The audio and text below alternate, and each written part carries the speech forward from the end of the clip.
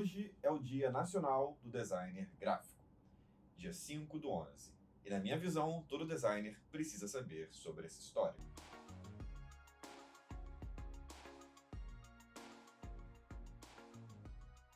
Vale lembrar que também existe o Dia Mundial do Design Gráfico, que é o dia 27 de abril, que é em homenagem à Fundação Icograda. Mas aqui no Brasil, a data comemorativa é em homenagem a um designer que ficou bem marcado na história, que é o Aloysio Magalhães. O dia 5 basicamente é o dia do aniversário dele, que a galera foi lá e colocou como o dia do designer gráfico no Brasil, por ele ter sido um precursor dessa profissão aqui. É claro que essa é uma decisão, assim, polêmica, né, para algumas pessoas ou não, mas é devido a ele. Ele tem uma história muito interessante, um portfólio muito interessante, que vale analisar, estudar e aprender com ele. Pois bem, e quem foi esse tal de Aloysio Magalhães? Ele nasceu no dia 5 de novembro de 1927, em Recife. Ele se tornou advogado, mas também era artista plástico e, em 1960, designer.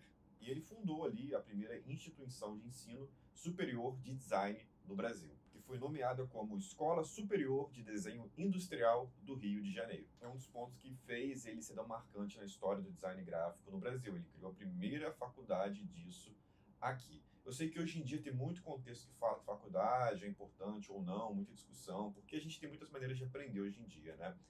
Mas, para a época, isso foi um divisor de águas. Isso ampliou muito o horizonte do que é design gráfico no Brasil e ampliou muito a questão de valorização também desse tipo de trabalho e profissão. Para a época, isso foi muito importante. Além de ter fundado a ESD, ele também é tido como um dos nomes mais importantes do design nacional no século XX. Ele teve muita relevância também porque ele também foi secretário do MEC, Ministério da Educação e Cultura. Ele teve participação como diretor do Instituto do Patrimônio Histórico e Artístico Nacional, onde sempre esteve ligado a questões da cultura brasileira, né?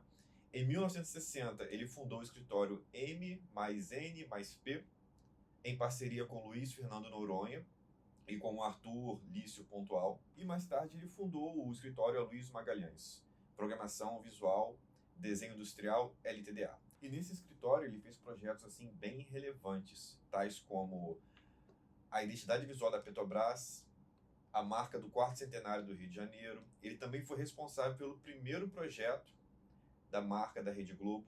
Ele também desenvolveu o design da nota de 1966, ali do Cruzeiro Novo. Então ele teve assim, uma grande atuação no cenário nacional, tanto desde fundar a primeira instituição superior de ensino de design gráfico, a projetos bem relevantes. E quando a gente olha para o portfólio dele, para os desenhos dele, são realmente projetos muito bem feitos, principalmente para a época. É um portfólio, na minha visão, que é bem limpo. A gente tem marcas com desenho bem interessante, com estruturas muito interessantes.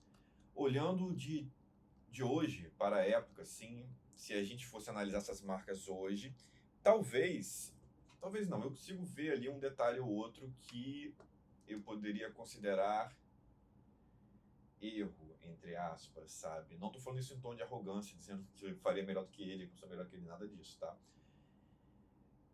Mas alguns detalhezinhos técnicos muito pequeninos, mas assim, a gente está falando de outra época, a gente está falando de marcas feitas ali a partir de 1960. É muito diferente o resultado de que se conseguia naquela época para agora, entende? E é muito interessante. Estruturalmente é tudo muito interessante. Todas as marcas dele são bem construídas, bem desenhadas, desde as mais complexas às mais simples. E todas eu consigo visualizar um bom grid por trás, uma boa estrutura por trás. Não foi feita no olho, não foi feita aquele negócio de qualquer jeito. É tudo muito bem estruturado. O que fez ele virar um dos designers mais importantes do século passado. Até isso aqui, ó, tipo, olha essa marca aqui é bem interessante, né? 1972, de 822 a 72. Como que a tipografia se encaixa para outro dentro desse conceito temporal dessa marca. Muito bom, realmente muito bom. E aqui a gente tem também as marcas em cores. É muito projeto que a gente tem. Realmente ele alcançou bastante coisa. Novamente, nem todo projeto aqui é perfeito, mas nenhum projeto é mal feito. E muitos são excepcionalmente bons. A gente vê aqui, ó, marcas bem icônicas que a gente já viu ao longo da nossa vida, né? Ou seus pais viram, ou você viu algum livro de design.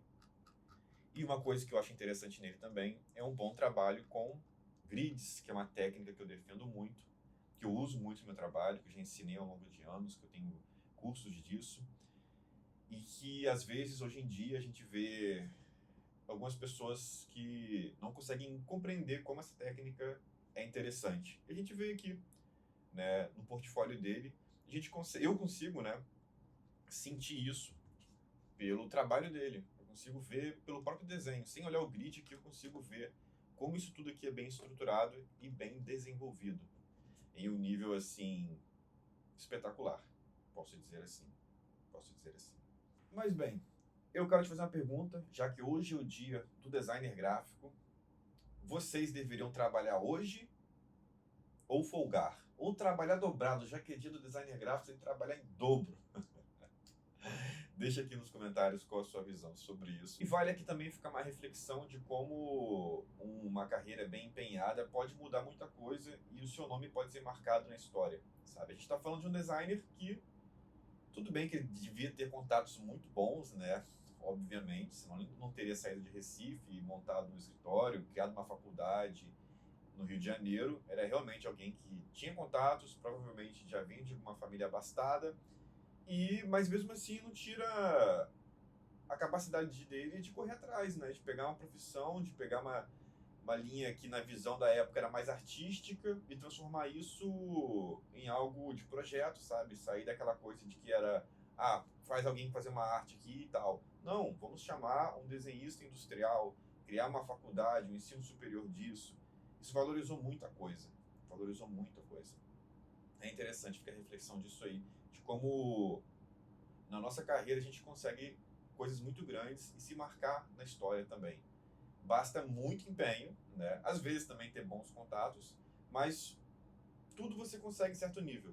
Talvez você não consiga marcar a história no nível da Luísa, bem difícil mesmo, né? Mas no seu nível, no seu contexto, na sua família, você consegue alguma coisa sim. Isso é legal. Você consegue relevância em uma área criativa e o design dá muita possibilidade para isso. Porque o design marca a história. Marcas ficam ali por muito tempo, muitas vezes para sempre. Bom, o meu nome é Pedro Paneto, sou especialista em identidades visuais e proporção áurea. Obrigado por ver o vídeo até aqui. Por favor, dá uma curtida aqui e se inscreve no canal se for nova ou novo por aqui. Até mais.